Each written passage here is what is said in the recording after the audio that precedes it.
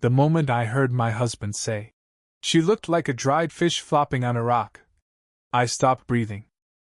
I had just walked past the living room on my way to the kitchen, holding our newborn daughter in one arm and a laundry basket in the other.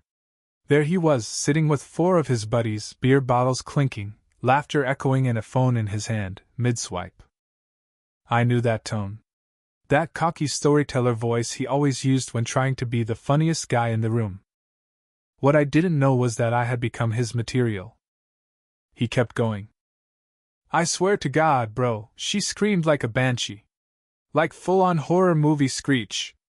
At one point I thought the doctor was gonna hand me an exorcism kit instead of scissors." Laughter exploded around him. I felt my knees go weak. He was talking about our daughter's birth. My labor. The most vulnerable, excruciating, terrifying 12 hours of my life. The moment I thought I might die. The moment I begged for help. The moment he told me I was doing great, and so strong. He had recorded it.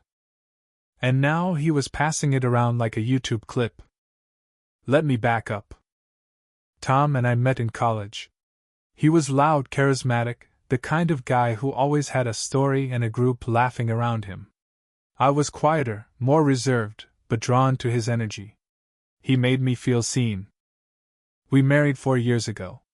I knew he was immature sometimes, a little performative, but I thought he'd grow out of it. I thought fatherhood would ground him.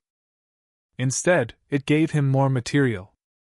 When I told him I was pregnant, he laughed, hugged me, then immediately texted his guy group chat. "Game over, boys. I'm about to be elbow deep in diaper hell." I didn't love it, but I let it go. Throughout the pregnancy, he made jokes about my swollen feet, my cravings, my mood swings. Always with a laugh, always followed by, "I'm just kidding, babe. Relax." I tried. But nothing prepared me for what he did in that delivery room. I was in labor for 12 hours. No epidural for the first 6. Screaming. Crying. Vomiting. At one point I blacked out from pain. I remember Tom saying, "You're crushing my hand." I remember him laughing with the nurse when I let out a moan so loud it made the monitor beep. I remember him holding up his phone saying, "I have to show the boys this noise. It's next level." In the moment, I was too dazed, too delirious to process it. Now I knew he had kept it. And Worsa was sharing it. That night, after his friends left, I confronted him. He looked up from his phone and shrugged. "What? It was funny. They were dying. You recorded me in labor, Tom. I didn't even know. I was in agony. I was terrified." He rolled his eyes. "It's not like I filmed the baby coming out. It was just the audio. You were screaming like a T-Rex. It was hilarious." I felt like I couldn't breathe. "Do you even hear yourself?" "You need to lighten up," he said. "It's a joke. Don't be so dramatic." There it was. The word he always used to shut me down. Dramatic. I didn't say anything else that night. I just went to bed, curled around our daughter, and stared at the ceiling until the sun rose. But something shifted. I started noticing all the little ways Tom made me the punchline. At dinner with his family, he called me the warden, because I asked him not to drink too much while we had a newborn. He showed my in-laws a screenshot of my 2 a.m. breastfeeding log, joking, "She runs this house like a boot camp." He even posted a TikTok of our baby crying with the caption, "Mom must have said no again," and tagged me. The likes. The comments. The laughing emojis.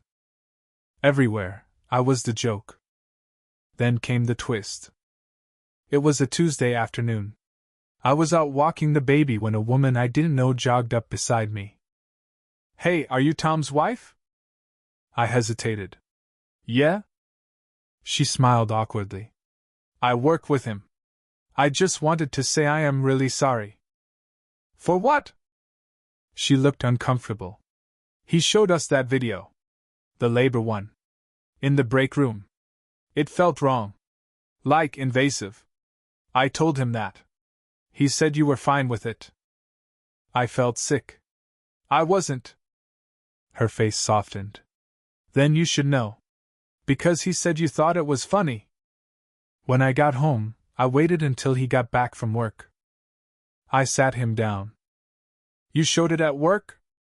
He looked guilty for half a second. Then shrugged. It's not a big deal. They loved it. I didn't, I said. And you lied about that. He crossed his arms. So what, now I need your permission to make jokes? No. You need my permission to humiliate me. He scoffed. You're making this a bigger deal than it is. No, I said quietly. You made it a big deal the moment you turned my pain into your content. Silence. He walked out. Didn't talk to me for 2 days. Then, like nothing happened, he texted from the grocery store. Need anything? And I realized something. Tom wasn't going to change. He didn't see what he did as wrong because he didn't see me as real. Not as a person. Not as a partner. Just a character in the Tom show. So I made a decision. But before I tell you what I did, ask yourself this. Am I the asshole for finally choosing not to be a punchline? I didn't respond to Tom's text. I didn't need anything from the store. What I needed was a husband who saw me as a human being, not a clown in his running stand-up act. What I needed was dignity, safety, respect. But those weren't things Tom knew how to give, not because he couldn't, but because he never had to. That night, while he was at the gym, I opened his laptop. I wasn't proud of it. But I wasn't ashamed either. There it was. A folder on his desktop, bold and unhidden. Delivery gold face with tears of joy. My chest tightened. Inside were 6 video files and 3 audio clips. All labeled things like, Exorcist wife, she hit me, T-Rex scream. And worst of all, birth rage, NSFW LOL. I clicked one. It was a clip, just the audio. My voice, distorted with pain. Screaming. Crying. Then, laughter Tom's. You could hear him whispering into the phone, narrating it like a sports announcer. I closed the laptop. And I threw up. The next morning, I dropped my daughter off at my sister's apartment. I told her it was just for a few hours. She raised her eyebrow, but didn't ask. Then I went to a lawyer. I didn't say divorce at first. I said, I just want to know my rights. But even as I said it, something clicked in me. Because if a man can record the worst pain of your life and edit it into a comedy reel, and still have a place in your home, what exactly are you protecting? When I got home, Tom was already there. Hey, he said. Did you get my text? I bought the wrong formula. My bad. I stared at him. He didn't notice. Just plopped onto the couch and grabbed the remote. Also, he added, don't be mad, but I sent that screen clip to Kenny. He said it cured his hangover. You're basically a medical marvel. That's when I knew. I walked over, stood in front of the TV. Tom, I'm leaving. He blinked. Huh? I'm taking the baby. I'm staying with Rachel. I've already spoken to a lawyer. He laughed. Like full-body laughed. Okay. What? Because of the video thing? No, I said. Because you don't care that it hurt me. His face changed then. Confusion. Then defensiveness. Come on. You're seriously breaking up our family over a joke? You're gonna tear apart our daughter's life because you're embarrassed I have a sense of humor? No, I said calmly. You're tearing apart our daughter's life. Because one day she'll grow up and learn that you laughed while I bled. That shut him up. For a second. Then came the rage. You're overreacting. You always do this. You play the victim every time I do something fun. No one else thinks I did anything wrong. And there it was. His favorite line. No one else thinks I did anything wrong. Of course they didn't. Because the only people he told were the ones laughing with him. But I wasn't laughing anymore. And I wasn't asking for backup. I packed 2 bags, picked up my daughter, and left. That night at Rachel's, I sat on her couch while she held my baby and said nothing. Just looked at me with that big sister face she always used to use when I scraped my knees as a kid. And I cried. For 3 hours straight. She never once told me to stop. A week later, I got a DM on Instagram.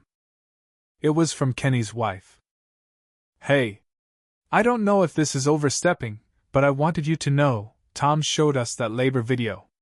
At our house. In front of people. I was horrified. I asked him to stop and he laughed in my face. You don't deserve that. If you ever need someone to talk to, I am here. Then another one. From a former coworker of his. I saw your name on his TikTok. The one with the baby crying. I'm so sorry. It's going viral on Reddit. You should probably check. My stomach flipped. I went online. And there it was. Someone had screen recorded the TikTok. Posted it to a subreddit called r/trashyhusbands. It had thousands of upvotes. Hundreds of comments. Dude thinks childbirth is stand-up comedy. This poor woman. She deserves better. This guy's a walking red flag collection. Someone get her a lawyer and a hug. I didn't post anything. But I read every comment. And for the first time since that awful night, I didn't feel crazy. I felt seen. 2 months into separation, I filed for divorce. Tom tried to get cute. Tried to say I abandoned the marriage. Tried to say I was unfit because I was emotional. My lawyer shut it down in 5 minutes. Then came the bombshell. I found out that one of the recordings Tom made, one where I was begging for pain relief, had actually been shared outside his friend circle. At a poker night with coworkers. With audio synced to a remixed track. That wasn't just cruel. That was grounds. My lawyer filed a cease and desist and initiated a claim for emotional distress.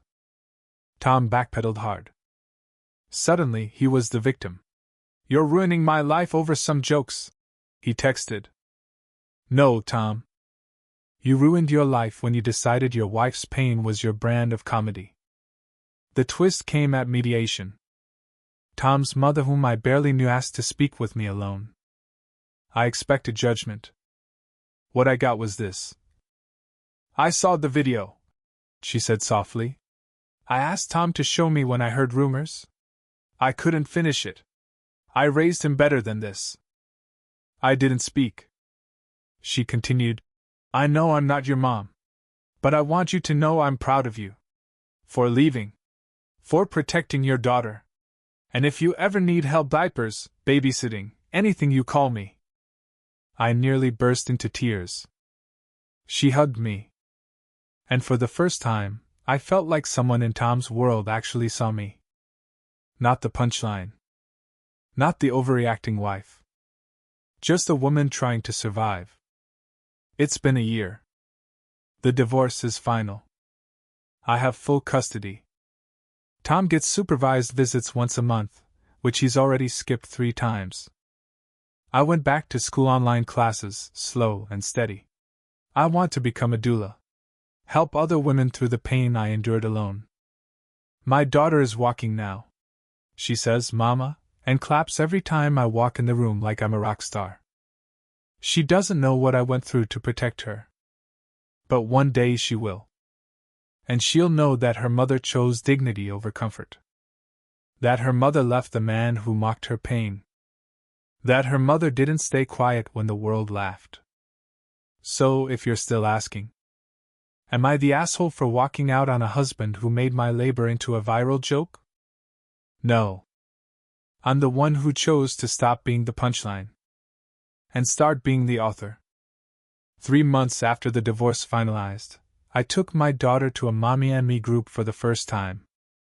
I almost didn't go. I'd convinced myself it would be a room full of perfect moms in matching yoga sets with their spotless babies, sipping green smoothies while I sat in the corner, feeling like a refugee from a war only I had fought.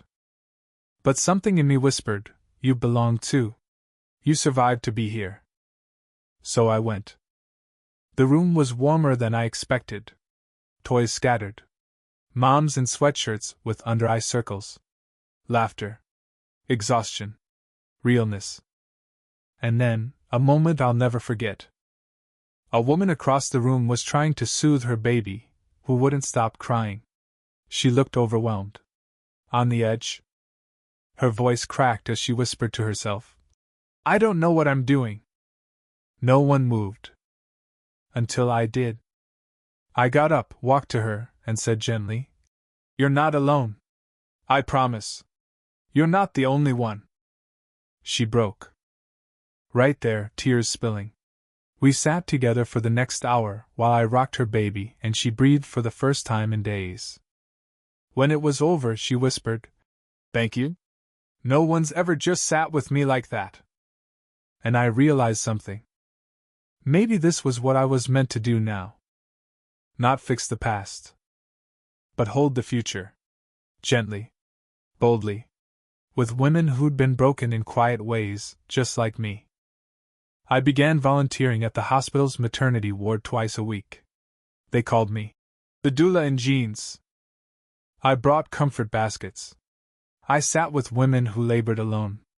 I advocated when nurses brushed aside pain. I told them, "You are allowed to be loud. You are allowed to take up space. You are allowed to say no."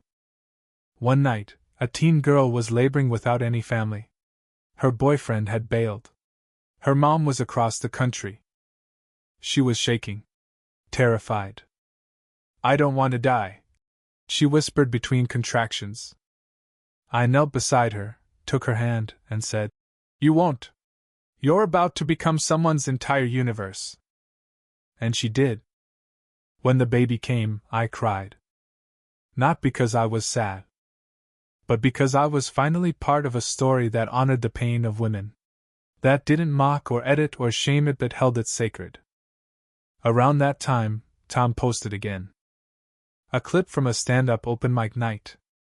He was back on stage. Hair longer, beard trimmed. He was telling a story about my crazy ex who thought labor was trauma. The crowd laughed. I watched it once. I didn't flinch. Then I closed the tab. Because this was who he was. He hadn't changed. He didn't want to change. And I wasn't going to spend my life hoping the punchline would end. I was already building something better. A few weeks later, I got a call. It was Tom's mother again. She said, "I don't want to upset you, but I thought you should know Tom's engaged." I blinked. "Already?" "To someone named Trish. She's sweet. Naive. Younger." I tried warning her. I sighed. I didn't feel jealous. I felt sad. Sad for the cycle. Sad for the next woman who might think she's safe in the arms of someone who makes cruelty look like charm. "Does she know?" I asked. "She's seen the stand-up. He told her it was exaggerated." I almost laughed. Then Tom's mom said something that stopped me cold. She asked me if I thought he'd be a good father. I went silent. "What did you say?" I finally asked. She paused. I told her, only if he learns to treat the people he loves as human beings, not as punchlines. I whispered, "Thank you." And I meant it. Not just for Trish, but for me. Because once she had raised him. Now she was choosing me. 6 months later, I got an email from the hospital director. They wanted to create a peer support program led by trauma-informed doulas. They asked if I'd like to co-develop the curriculum. I cried in my car for 15 minutes before replying. Not because I was overwhelmed, but because this was the life I was supposed to live. The one where pain becomes a bridge, not a weapon. The one where I was more than a joke. More than a wife. More than a scream on someone else's phone. My daughter is 2 now. She's fierce. Opinionated. Wildly funny. She points to old photos of me pregnant and says, "Mama Belly." I nod. One day, I'll tell her the whole story. But not yet. Right now, I just want her to know that love is never something that hurts you for applause. That laughter should never come at the cost of someone's dignity. And that her mother did something brave. Not just once. But every single day she chose peace over shame. So for the last time. Am I the asshole for walking away from a man who turned my agony into comedy?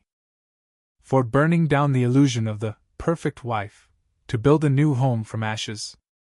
For protecting my daughter not just from the man he was but the man he refused to stop being?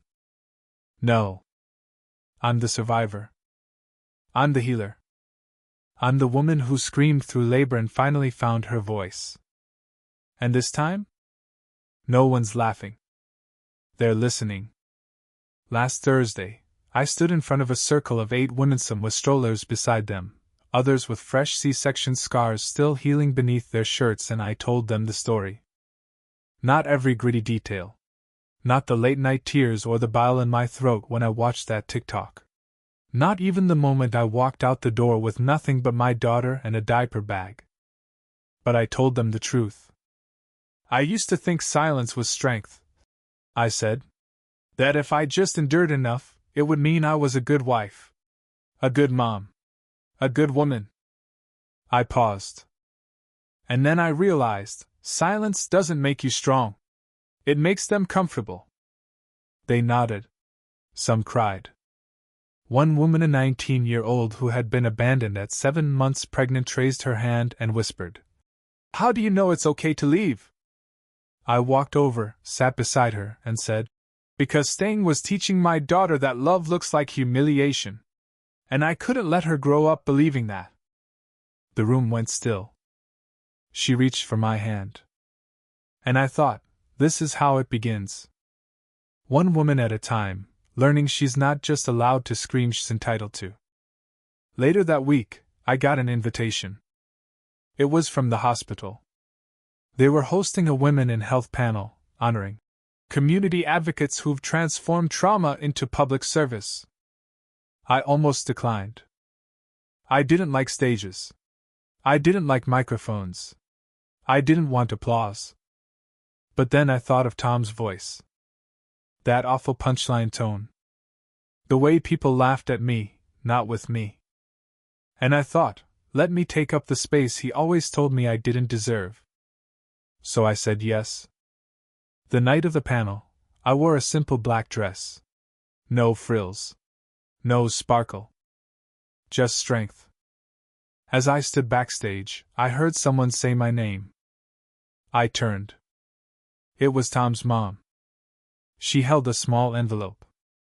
"I won't keep you," she said softly. "But I wrote you something. To say thank you. For giving my granddaughter a chance to grow up in a home where her mother's voice is sacred." I took it. I haven't opened it yet. Some letters aren't for answers. They're for peace. And peace doesn't always need to be read to be real. I walked on stage. The lights were warm. The room hushed. And I began. "I used to think the worst thing someone could do to you was hurt you. But I was wrong." I looked around. "The worst thing is when they hurt you, and then everyone laughs. Like your pain was a scene. Your body a gag reel. Your suffering just content." A few heads bowed. "I was recorded in labor without my consent. My screams became punchlines. My agony was passed around like a party trick. And no one said a word?" I swallowed. So I left. I took my baby. I started over. And I told my story. I paused. Not because I wanted revenge, but because I wanted one woman to hear it and think, Maybe I don't have to stay quiet either. The room applauded. But more importantly, they listened. And that was everything. After the panel, a young nurse approached me. She said, "I was in that delivery room. I remember you. I didn't realize. I'm so sorry." I smiled at her. Not bitter. Not angry. "Thank you," I said. "But I forgive you." Because she was part of the silence. But now, she was choosing to speak. And that matters. That night, as I tucked my daughter into bed, she reached for my face with her tiny hand. "Mama's strong," she whispered. I choked on the lump in my throat. "Yes," I said. "Mama's strong." And it wasn't a performance. It wasn't survival. It was truth. So now, finally, for the last time. Am I the asshole for walking away from a man who made my labor a joke? For refusing to smile while being humiliated? For turning my scream into a story that saved not just me but others? No. I'm not the joke. I'm the woman who walked through fire and came out the other side with a daughter in one hand and her voice in the other. And if anyone thinks that makes me dramatic, good. Because women who demand respect always sound dramatic to people who've only ever known obedience. This was never about revenge. It was about reclaiming the narrative. And I did. Word by word. Scream by scream. Step by step.